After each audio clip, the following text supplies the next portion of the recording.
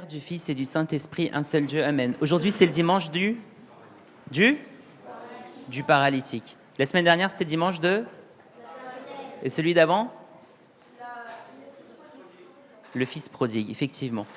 Qu'est-ce qui s'est passé aujourd'hui? Ce qui s'est passé, c'est que à l'époque de Jésus, il y a très longtemps, eh bien, il y avait une piscine qu'on appelait la piscine de Bethesda.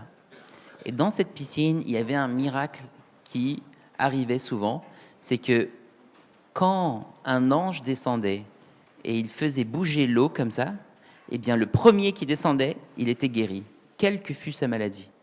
Et du coup, autour de cette piscine, il y avait plein de malades. Il y avait des aveugles, il y avait des boiteux, il y avait des paralysés, et surtout, il y avait un homme qui était paralytique. Paralytique, ça veut dire quoi, paralytique? Paralysé. Il ne pouvait pas bouger aucun de ses membres. Et ça faisait combien de temps qu'il était autant malade? Oui. 38 ans, vous imaginez, pendant 38 ans, il n'arrivait pas à bouger. Et avant, à l'époque des Juifs, eh bien, on disait souvent que la maladie, elle était due au péché. Et donc, plus la maladie était grave et longue, plus le péché était énorme.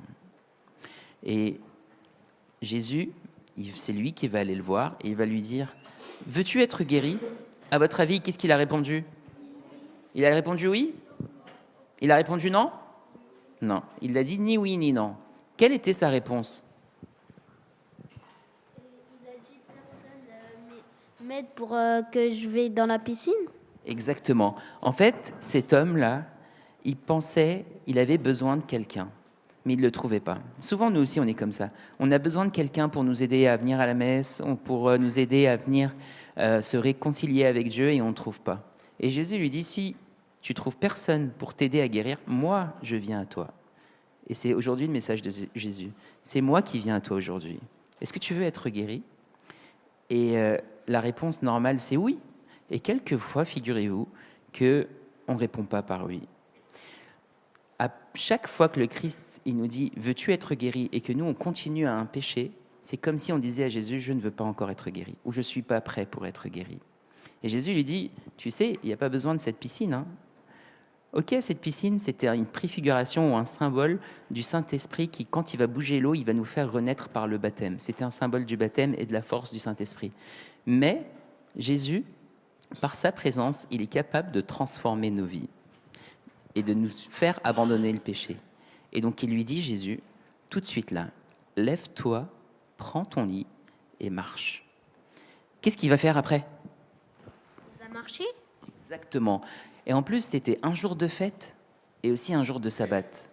Et donc, les Juifs, ils vont être contents, ils vont pas être contents? Ils vont pas être contents.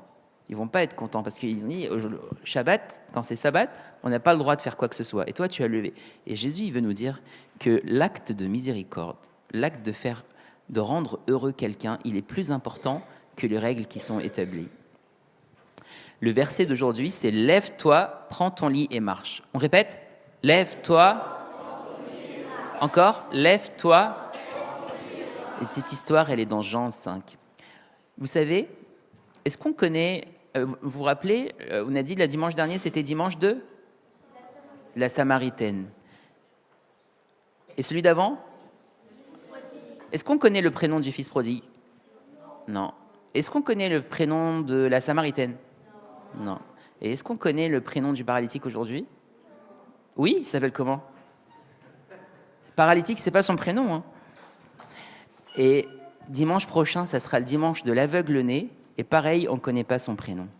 Quand dans la Bible, on ne connaît pas le prénom de la personne, c'est pour que nous tous, on puisse s'identifier à l'histoire. Chacun de nous peut être une fois l'enfant prodigue, ou le paralytique, ou la Samaritaine, ou l'aveugle-né. Et quand on s'identifie à l'histoire, on la vit pleinement. Et on sait que Jésus est capable de nous guérir. Dans l'enfant prodigue, eh bien, on parle de l'action du péché. Dans la Samaritaine, c'est la répétition du péché. 5, et celui avec qui elle était, c'était pas son mari. Et aujourd'hui, c'est la durée du péché, 38 ans. Donc l'enfant prodigue, c'est quoi? L'enfant prodigue, c'est l'action du péché. La Samaritaine? La répétition du péché. Et le paralytique? C'est la durée du péché. Donc que ton péché il soit dur dans la durée, ou qu'il soit répété, ou qu'il soit dans l'action, Jésus il est capable de nous guérir. Gloire à Dieu éternellement. Amen.